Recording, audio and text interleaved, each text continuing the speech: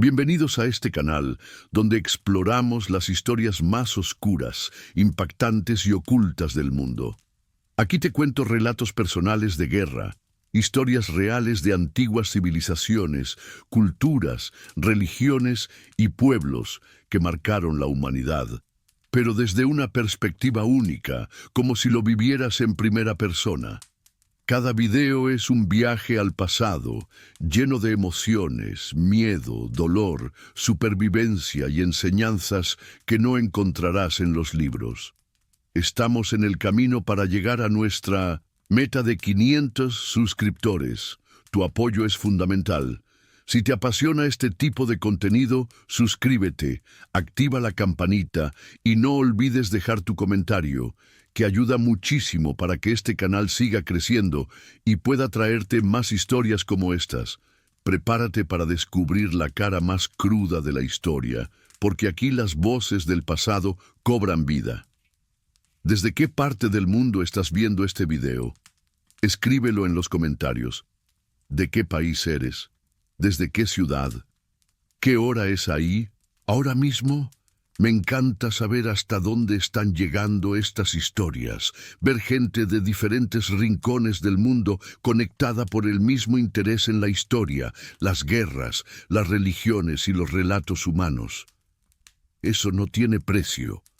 Comenta tu país, tu ciudad y la hora que es ahora. Vamos a ver cuántos países se reúnen aquí en este canal oscuro que da voz a las historias más intensas de la humanidad.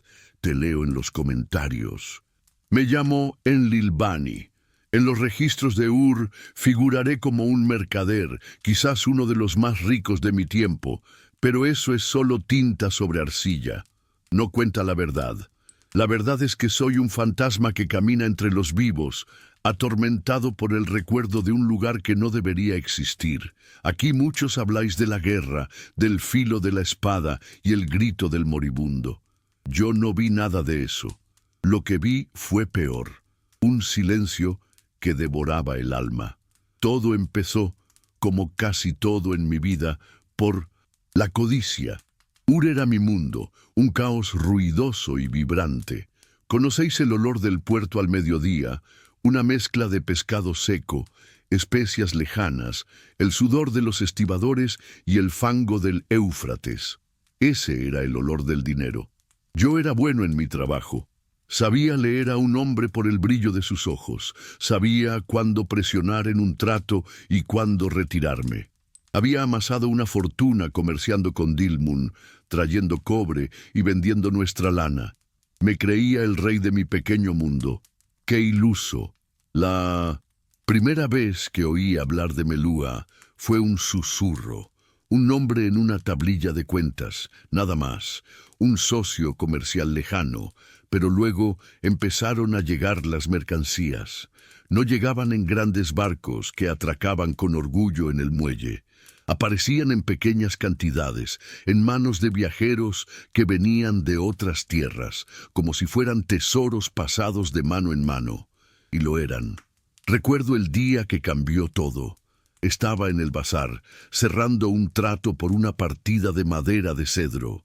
Mi rival, un hombre gordo y satisfecho llamado Sin Mahir, se reía de algo, y la luz del sol arrancó un destello de su cuello. Me acerqué, disimulando mi interés. Llevaba un collar, pero no eran las cuentas de lapislázuli o de oro lo que me llamó la atención. Eran unas cuentas rojas, de cornalina. Nunca había visto algo así. Cada una era una esfera perfecta, pulida hasta parecer una gota de sangre brillante y sólida. No había marcas de herramienta, no había imperfecciones. Parecían nacidas, no hechas. Le pregunté por ellas. Se encogió de hombros con falsa modestia. Un regalo de Meluja, dijo, saboreando la palabra. Más tarde, vi a la esposa de un sacerdote con un peine de marfil. Era blanco, puro, sin una sola veta amarillenta, y los dientes estaban tallados con una finura que nuestros artesanos, los mejores del mundo, no podían igualar. De nuevo, la misma palabra. Meluja se convirtió en una obsesión. Empecé a descuidar mis negocios. Pasaba los días en los archivos del templo, sobornando a los escribas para que me dejaran ver las tablillas comerciales más antiguas. Allí estaba, Meluja. Compraban nuestra lana, nuestros aceites. Nos vendían cobre, maderas exóticas, cornalina, marfil. Pero no había descripciones de su gente, de su rey, de sus ciudades. Nada. Era como comerciar con fantasmas. Mis colegas se reían de mí. En Lilbani persigues un sueño. Conténtate con lo que tienes. Pero la imagen de aquellas cuentas perfectas no me dejaba dormir. No era solo la riqueza, era el misterio. ¿Qué clase de pueblo podía alcanzar esa perfección y permanecer en las sombras? La codicia me empujaba, sí, pero también un orgullo herido. Quería ser el primero. Quería desvelar su secreto y hacerlo mío. Así que lo arriesgué todo. Vendí 3 de mis almacenes, liquidé mis participaciones en varias caravanas y puse hasta el último ciclo de plata en equipar el mejor barco que el dinero podía comprar. Contraté a una tripulación de marineros curtidos, hombres que habían navegado más allá de Dilmun. Les prometí una fortuna que les haría olvidar el miedo. El día que zarpamos de Ur, una parte de mí sabía que estaba cometiendo una locura. Dejaba atrás el caos familiar, los gritos, las disputas, la vida, por un silencio prometedor. El viaje fue un infierno. No os aburriré con los detalles de cada tormenta, pero hubo una que casi nos parte en 2. Durante 3 días y 3 noches, el cielo y el mar fueron una sola cosa, una furia negra y rugiente. El barco crujía como si fuera Azintos desintegrarse, y el sonido del viento era un lamento interminable. Vi a hombres duros, veteranos de 1000 travesías, llorar y rezar a todos los dioses que conocían. Yo me aferraba al mástil, con el sabor a sal y a miedo en la boca, y solo pensaba en una cosa: Meluja tenía que valer la pena. Luego vino la calma chicha. Semanas bajo un sol blanco y asesino, con el mar como un espejo de metal fundido. El agua empezó a escasear. La comida se racionó. Las miradas de la tripulación se volvieron hostiles. Me veían como el loco que les había llevado a morir a mitad de la nada. Tuve que matar a un hombre que intentó amotinarse. Lo hice con mis propias manos para que vieran que mi obsesión era más fuerte que su desesperación. Esa noche no dormí. Me quedé mirando su cuerpo envuelto en una vela antes de que lo arrojáramos por la borda. Su rostro me perseguiría para siempre. Y entonces, cuando ya casi habíamos perdido toda esperanza, el vigía gritó: ¡Tierra! No era la costa que esperábamos. No había humo de hogueras, ni atalayas, ni el contorno de una ciudad bulliciosa. Era una línea verde, limpia y extrañamente ordenada. A medida que nos acercábamos, la extrañeza creció. Vimos la entrada a un puerto, pero no era una bahía natural. Eran 2 espigones inmensos de piedra, perfectamente rectos, que se adentraban en el mar como los brazos de un gigante. Creaban una dársena de aguas tranquilas y profundas. Navegamos hacia adentro con el corazón en un puño. Y fue entonces cuando el silencio nos golpeó por primera vez. Imaginad el puerto de Ur, gritos, órdenes, el chirrido de las cuerdas, el olor a pescado pudriéndose al sol, los mendigos pidiendo limosna. Aquí no había nada de eso, nada. El único sonido era el de las olas lamiendo suavemente los bloques de piedra y el graznido de alguna gaviota solitaria. En el muelle había gente, pero no se movían como la gente que yo conocía. Se movían con una calma y una eficiencia que helaban la sangre. Nadie corría. Nadie gritaba: ¡atracamos! No hubo una turba de curiosos ni de mercaderes ansiosos. Unos pocos hombres se acercaron. Vestían ropas sencillas de un tejido blanco, sin adornos. Nos hicieron señales con las manos, indicándonos dónde amarrar el barco. Lo hicieron sin una sola palabra. Sus movimientos estaban tan coordinados que parecían estar ensayados. Bajé por la plancha. Mis piernas temblaban un poco por el largo viaje. Pisé el muelle. No era de tierra apisonada. Eran losas de piedra, ajustadas con tal precisión que apenas se veía la unión entre ellas. Miré a mi alrededor. A lo largo del muelle se alzaban los almacenes. Eran enormes, mucho más grandes que los míos en Ur, construidos con ladrillos de un color rojizo uniforme, y estaban alineados, perfectamente alineados, con una simetría que mareaba. Esto no era una ciudad que había crecido con el tiempo. Esto había sido diseñado y construido de una sola vez. Soy Enlil Bani, mercader de Ur, dije en voz alta, en la lengua de los acadios, la lengua del comercio. Vengo en son de paz a comerciar. Uno de los hombres de blanco me miró. No había expresión en su rostro, ni bienvenida ni hostilidad, solo una calma evaluadora. Luego hizo un gesto con la mano, invitándome a seguirle. Dejé a la mitad de mi tripulación en el barco, con órdenes de estar alerta, y seguí a aquel hombre silencioso hacia la ciudad. Lo que vi me dejó sin aliento, pero no de admiración, de puro desconcierto. Las calles, por los dioses, las calles, no eran caminos sinuosos que seguían el contorno del terreno. Eran perfectamente rectas y se cruzaban unas con otras en ángulos exactos, formando manzanas idénticas. Estaban pavimentadas con los mismos ladrillos rojizos que los almacenes, y a ambos lados un canal cubierto recogía el agua. Estaba limpio. No había basura, ni excrementos de animales, ni aguas residuales. El aire olía a nada, a limpio. Las casas eran todas iguales, de 2 pisos, de ladrillo cocido, con un patio central. Todas, manzana tras manzana. No había un palacio descomunal que proclamara el poder de un rey. No había un sigurat altísimo para apaciguar a los dioses. No había estatuas de héroes ni relieves de batallas. No había murallas. ¿Qué clase de ciudad poderosa no necesita murallas? La gente que veíamos pasar por las calles se movía con el mismo propósito silencioso que los del puerto. Vestían igual. Nos miraban con la misma curiosidad desapasionada antes de seguir su camino. No había niños jugando y gritando. No, había perros ladrando. No había mendigos. El miedo, un miedo frío y reptante, empezó a asentarse en mi estómago. Esto no era natural. La vida es caótica, sucia, ruidosa. Esto era otra cosa. Nos llevaron a uno de los almacenes gigantes. El interior era aún más sobrecogedor. Estaba lleno de mercancías, pero apiladas con una precisión geométrica. Lingotes de cobre en pilas perfectas, fardos de algodón idénticos, tinajas de grano selladas y etiquetadas con unos símbolos que no reconocía. Intenté empezar a negociar como sabía. Desplegué nuestras mejores lanas, nuestros aceites perfumados.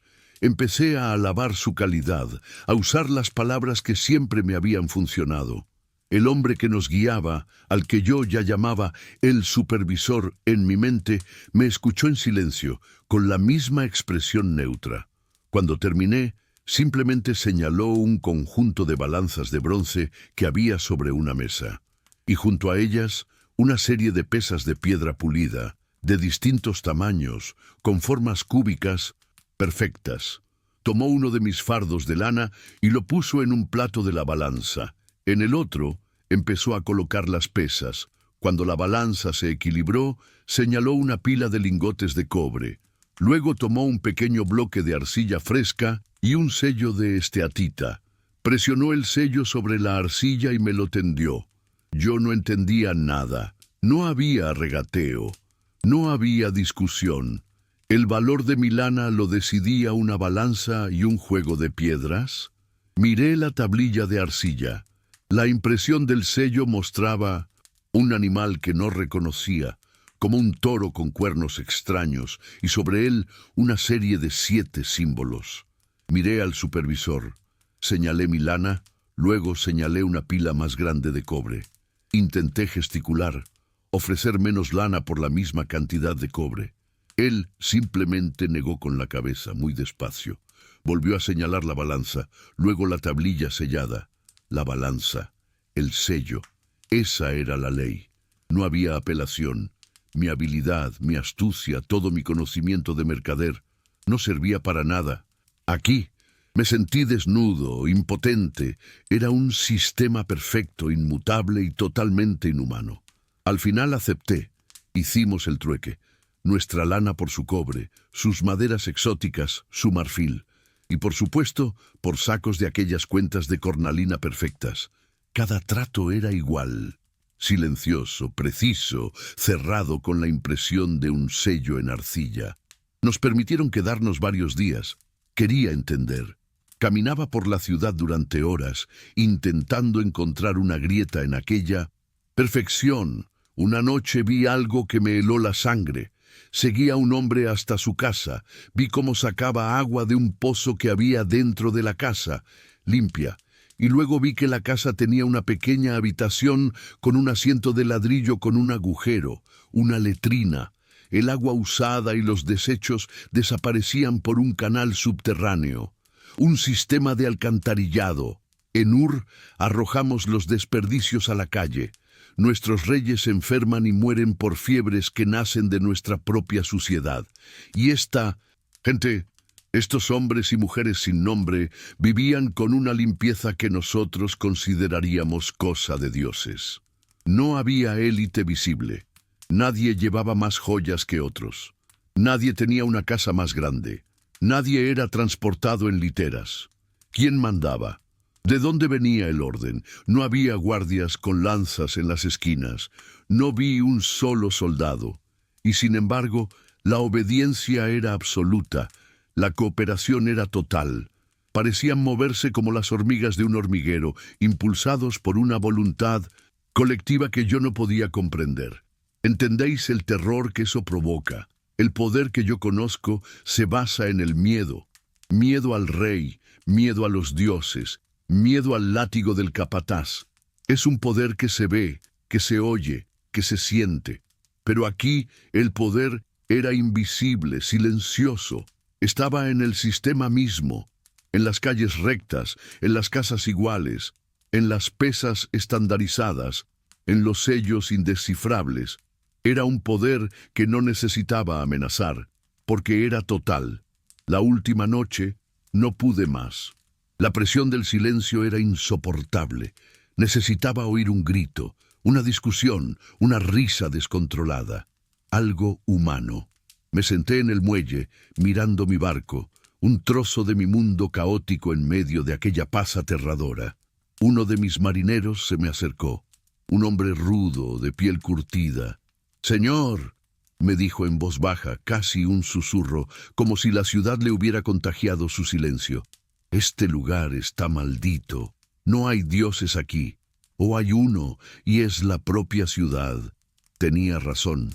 Zarpamos al amanecer. Nadie vino a despedirnos. Unos pocos hombres de blanco observaron desde el muelle cómo soltábamos amarras, con la misma expresión neutra con la que nos habían recibido. Mientras nos alejábamos y la ciudad perfectamente ordenada se encogía en el horizonte, sentí un alivio inmenso, como si escapara de una prisión. Pero también sentí que me llevaba una parte de esa prisión dentro de mí. El viaje de vuelta fue rápido. Los vientos nos favorecieron, como si el mundo quisiera que lleváramos nuestro testimonio de vuelta. Y cuando por fin vimos el contorno caótico y familiar de Ur, con su humo, su ruido y su muralla imponente, empecé a llorar. Lloré de alivio y de pena, porque sabía que volvía a casa, pero también sabía que ya nunca volvería a verla igual. Me convertí en el hombre más rico de la ciudad, tal y como había soñado. Las mercancías de Meluja causaron sensación. Todos querían mis cuentas de cornalina, mi marfil puro, mi algodón suave como una nube. Pero cuando intentaba explicar de dónde venían. Cuando intentaba describir la ciudad silenciosa, las calles rectas, el comercio sin regateo, me miraban como a un loco. Se reían. El sol del sur te ha cocido el cerebro, en Lilbani, me decían. Invéntate una historia mejor. Intenté mostrarles cómo funcionaba su sistema, la precisión de las pesas, la finalidad del sello. No lo entendían. Para ellos, el comercio era una batalla de astucia, una danza de mentiras y verdades a medias. Un sistema sin engaño posible les parecía inútil, antinatural. Dejé de intentarlo. Me encerré en mi nueva y enorme casa, pero el lujo me resultaba vulgar. La riqueza, insípida. El caos de Ur, que antes era la música de mi vida, ahora me sonaba a pura ineficiencia, a estupidez. Veía la suciedad en las calles, la injusticia en los tratos, la vanidad de los sacerdotes y la brutalidad de los soldados, y solo podía compararlo con el orden limpio y silencioso de Meluja. Y aquí es donde vivo ahora, en una prisión mucho más grande que aquella ciudad, la prisión de mi propia mente. Vivo rodeado de gente, pero me siento completamente solo, porque yo he visto algo que ellos no pueden ni imaginar. Aún guardo la única cosa que robé de Meluja, una de esas pequeñas tablillas de arcilla con la marca de un sello. A veces, por la noche, cuando el silencio de mi casa se parece demasiado a aquel otro silencio, la saco. La miro bajo la luz de una lámpara de aceite, el toro con cuernos de fantasía, los 7 símbolos mudos, y me hago la misma pregunta una y otra vez, una pregunta que me ha robado el sueño y la paz. Lo que vi en Meluja era el pináculo de la civilización, un estado que nosotros en nuestro caos sangriento nunca alcanzaremos. O era el abismo, una sociedad que, para alcanzar ese orden perfecto, esa paz total, tuvo que sacrificar lo que nos hace humanos, nuestra ambición, nuestra rabia, nuestro arte imperfecto, nuestra libertad para ser caóticos y estúpidos. ¿Habían alcanzado el paraíso o habían construido el infierno más ordenado y eficiente jamás concebido? No lo sé. Y os juro por los dioses en los que ya no creo, que no saberlo es un tormento peor que cualquier herida de espada.